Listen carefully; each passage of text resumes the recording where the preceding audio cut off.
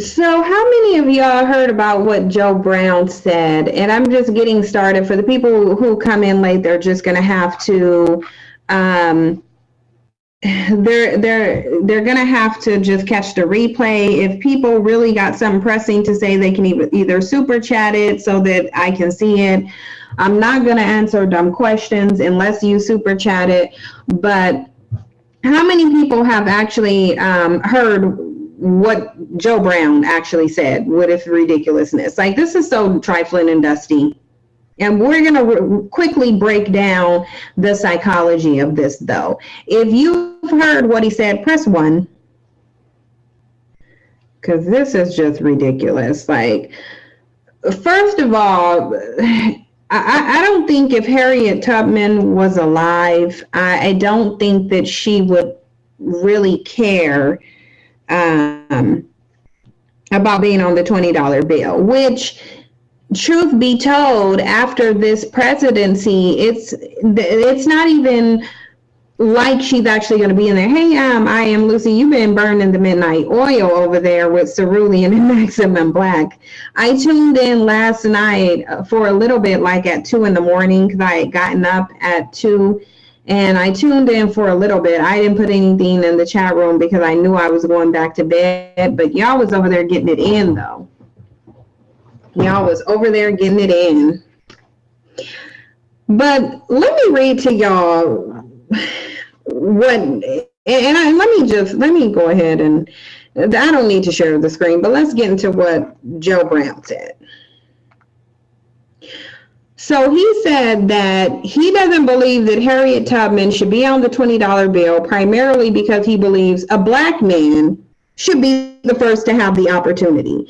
Now, never mind the fact that when they were saying that they were going to put her on the $20 bill, this was going to be done as a way to commemorate what she did as an abolitionist. Now, keep in mind, there is nowhere in history of a black man being the type of abolitionist or doing what Harriet Tubman did. We must understand that.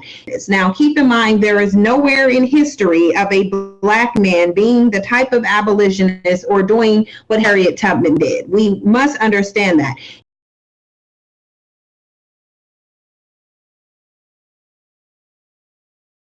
If I'm wrong, feel free to correct me. I challenge anybody to find me the black male equivalent of Harriet Tubman. In fact, find me any black man who created an underground railroad to help free slaves. Please find me one of them. Because I don't know everything. I don't know everything. I'm not a historian. I don't have all the details, but what I do know is that we've never heard of a black male Harriet Tubman. That's what we do know. So he's saying he's pitching it as if they just randomly said, let's pick a black person and we're just going to give it to a female over a man. Do you see this competitive nature where they can't align themselves with their women? They have to compete with them, and then look at how old he is. He's old and supposed to be accomplished, yet he's still whining and crying because a black woman is being featured on something that he feels like a black man should be featured on, just for the sake of them putting a black man on there. Hey. I want to give all the praises and the honor to Yahweh Bahashem, Yahweh Shah Bahashem, Barakah HaKwadash. Double honors to the apostles and the elders of Great Millstone. Shalom to the elect. Okay, that's peace to the elect. I want to do a video, okay, a response off of this woman, Cynthia G, I think she calls herself. The title of the video is Joe Brown, which everybody knows Judge Joe Brown. Joe Brown needs to sit down. And as you heard in the intro, okay, what she was saying about this woman, Harriet Tubman, and I'll prove to you that that's all a sham in itself. Harriet Tubman was not who you thought she was, by the way. But anyway, this woman is going on and talking about Judge Joe Brown was wrong by saying that the black man should have his face on the money first. And this is the fight against with us with the so-called black woman. The black woman wants to fight you tooth and nails on everything, even though she's the weaker vessel, and everybody knows she's the weaker vessels. At least the Edomites, the so-called white people who set her up, even knows that. Even in their communities, they keep it straight, okay? But this woman somehow has to go tooth and nails with Jake.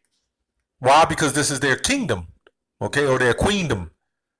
The so-called white man understands to put these women over top of you, and they put these women over top of you. This is what destroys a nation. Okay, this is something Marcus Aurelius said back in around 100 AD, or maybe 144 AD, somewhere around there. Okay, they knew already how to destroy a nation of people. All you got to do is put the woman over them, as the scriptures say. We'll link everything with the scriptures. A woman shall, I believe Isaiah 32, a woman shall pass a man. Okay? You want to destroy a nation, put a woman over the man, and you're going to destroy him. And this is why you see our women walking around like harlots, sleeping with everything they can. Okay? Not to say a lot of these men ain't messed up behind the mothers who raised them. Okay? But this whole society is messed up. Why? Because it's out of order. Now, anyway, this woman says that she should, Harriet Tubman deserved to have her face on the money. At least she's hidden that way, you know. Secondly, you know, the first thing I say is they should have their face on the money. She should have her face on the money because this is your society. Judge Joe Brown is absolutely right in the way he's thinking. Why the hell would you put a woman on there over the man? The man is the leader of a nation. Okay? But now, since you women are in power and you love it so, put your money on there even after the money is crashed any damn way. They're willing to put your black ass face up on there when the dollar's no more good, when nobody even barely uses cash. Okay? This is the hypocrisy, okay, that Esau puts on you people, man. Okay? This is him. This is how he makes fun of you. Put this woman on there. It couldn't have been any other woman. Okay? Now she says that show her any other woman, any other man that did what Harriet Tubman did. Well, meanwhile, Martin Luther King, Medgar Evers, I'm just going on their ideology of what's being said. They all put their self up in the front. They didn't go underground and try to be sneaky and do whatever they was going to do. They put themselves up on the front and got shot and got sacrificed. But I'm going to prove here that Harriet Tubman, okay, was not by herself. Harriet Tubman was hired by the Quakers, okay? Harriet Tubman was set up by the Quakers. And you know why they used her? They used her because she was a woman. Okay, they used her because she was a black woman. That would be someone that she can get away. You know, just like the black woman who goes out here and prostitutes, she can obtain more money because she's a woman, okay, than a man could. Okay? This man here, Isaac Hopper. Okay? And first let me go also to say I went to this woman's page, and all the things on her page is about black men and the black man. She's really about the coming against Jake, the so-called black man. Why black man marry these white women and all that. She's into that black empowerment shit or whatever. What you don't understand is some white people that look white are black anyway. Anyway, that's another video. That's beyond their heads. Okay. Isaiah Hopper, Quakers played a huge role in the formation of the Underground Railroad. Now, why did they put him first, even over Harriet Tubman? Because Harriet Tubman was set up by a white man, by a white family, okay? Look it up. Harriet Tubman just didn't go dig some Underground Railroad by her damn self, pull people up and pull them all through all by themselves. They gave her all the weapons. They gave her all the stuff she needed. They even gave her men to help her. So stop it. Cut it out. Okay? Quakers played a huge role in the formation of the Underground Railroad, with George Washington complaining as early as 1786 that the Society of Quakers, for such purposes, have attempted to liberate a a neighbor's slave. Anti-slavery sentiment was particularly prominent in Philadelphia, where Isaac Hopper, a convert to Quakerism, said he was a convert to him. Okay, established what one author called the first operating cell of the abolitionists. Okay, abolitionists underground. In addition to hiding runaways in his own home. Okay, Hopper organized a network of safe havens and cultivated a web of informants so as to learn the plans of fugitive slave hunters. You ever watch that movie 12 Years of Slavery? That was a true story, by the way. Okay? And he helped so-called other black slaves. So I have no idea what the hell this woman is talking about. Clearly, she doesn't read her history. Though a tailor by trade, he also excelled at exploiting legal loopholes to win slaves freedom in court. A friend of Joseph Bonaparte, okay, the exiled brother of the former French Emperor Hopper, moved to New York City in 1829. There he continued helping escaped slaves, at one point fending off an anti-abolitionist mob that had gathered outside the Quaker bookstore. So this man was even adopted into Quakerism, as they called it.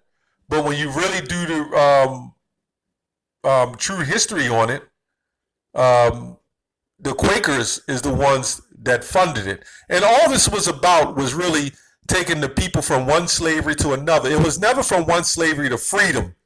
Our people still ain't free. You're still targeted and shot and locked up. So there's no such thing as freedom, man. So all it was about was taking them from one form of slavery to an easier form of slavery. This is why you had what you call down south. You know, you would have it a little bit more. It was a little bit more hardcore than up north, and that's why you have people up north that was a whole lot more sedity, a whole lot more prominent and prosperous than Jake, the so-called blacks down south. The people up north even had a better education until later on, and you had colleges down south. It's changed now, but back then, down south was just slavery. Up north was another form of slavery. You were so-called freed, but you still couldn't sit at the table with master. Okay, you had sharecroppers and so forth. So this woman, let me get a scripture. Okay, this woman is we always speak on about marrying other nations. Okay, according to the scriptures. Okay, let me read that. Deuteronomy 7:2. And when the Lord thy God shall deliver them from before thee, thou shalt smite them, utterly destroy them.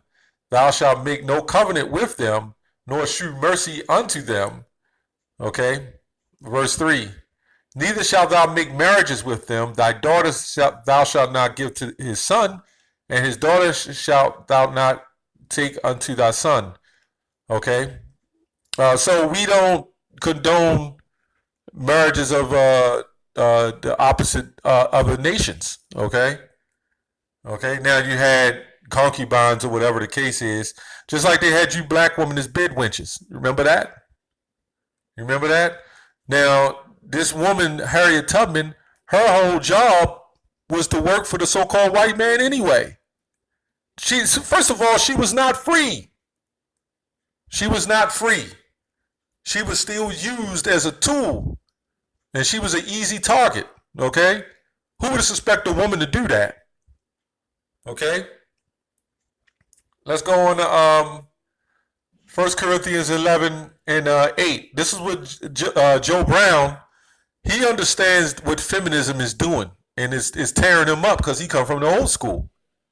1 Corinthians 11 and 8. For the man is not of the woman, but the woman of the man. Neither was the man created for the woman, but the woman for the man. So now all these people go to church. Some of them don't even believe in the Bible. We understand that. But it's because of that you look at the condition of our people, man. Look at our women sitting up there talking trash, man. Judge Joe Brown is right. If you are going to use a nation of people to put on the money, it should be the men first. But really, we shouldn't be more concerned with putting our money on that man's face. I mean, our face on that man's money. The scripture says, "Envy not thy oppressor." We don't want his money. We don't want his face. Our face. We shouldn't have our faces on their money anyway. Okay. And why haven't they done it? Anyway, this is another one. Like his father before him, John Brown actively partook in the Underground Railroad, harboring runaways at his home and warehouse established by anti-slave catcher militia following the 1850 passage of the Fugitive Slave Act. With several of his sons, he then participated in the so-called Bleeding Canvas conflict, leading one 1856 raid that resulted in the murder of 5 pro-slavery settlers.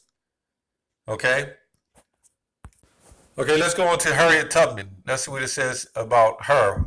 Okay, born a slave in Maryland, Eastern Shore, which that's where I'm from, Maryland. I'm in Maryland, Baltimore, Maryland. Hariet Tubman endured constant, brutal beatings, one of which involved a 2-pound lead weight and left her suffering from seizures and headaches for the rest of her life. Okay. So, this tough woman, she got beat, I mean, that's the curses, that the Lord put on us. Worried that she would be sold and separated from her family, Tubman fled bondage in 1849. Okay, which when you do the history, there were several Israelites that fled because she was an Israelite. But knowing this man's history, following the North Star on a 100-mile trek into Pennsylvania, nicknamed Moses, she would go on to become the Underground Railroad's most famous conductor. You see what it just said? She would become the most famous conductor because she was the key to bringing slaves in and passing them over. She was just used as a hook. Okay? And why did they use her? Because she had a black face. She could connect to the other slaves a little better than the so-called white person could, because we wouldn't have trusted them. Anyway, embarking on the 13 rescue operations back into Maryland, and and pulling out at least 70 slaves, including several siblings. Okay, this is no different than what you'll see in the war. Okay, where you had people who went to save people out of the war in the trenches or whatever. And let's be clear, she didn't just pull them out by her damn self, man. She had help. Do the research. She had help. They just put her up at the forefront of it. Okay? The Queen of Heaven would do that. A master of indigenous tricks such as leaving on Saturdays 2 days before slave owners could post runaways. How did she know that? Because she had help. Noticed in the newspaper, she boasted of having never lost a single passenger. Tubman continued her anti-slavery activities during the Civil War, serving as a scout, spy, and nurse for the Union Army. Okay, this is telling you she didn't do this by herself. Okay, let me read that again. Tubman continued her anti-slavery activities during the Civil War, serving as a scout and as a spy. She already knew how to do this from the so-called Underground Railroad. That she already knew because the Quakers had set it up. You got to remember those Edomites up north, the so-called white man up north. He wanted good slaves. He knew the ones that wasn't born there, the ones down south would be better slaves because they were already broken and they'd be willing to do anything for cheap labor. Just as you see the Mexicans coming here in America now. Same shit. They come here and they work for cheap. That was who formed that Underground Railroad? okay, to board the Mexicans to freedom.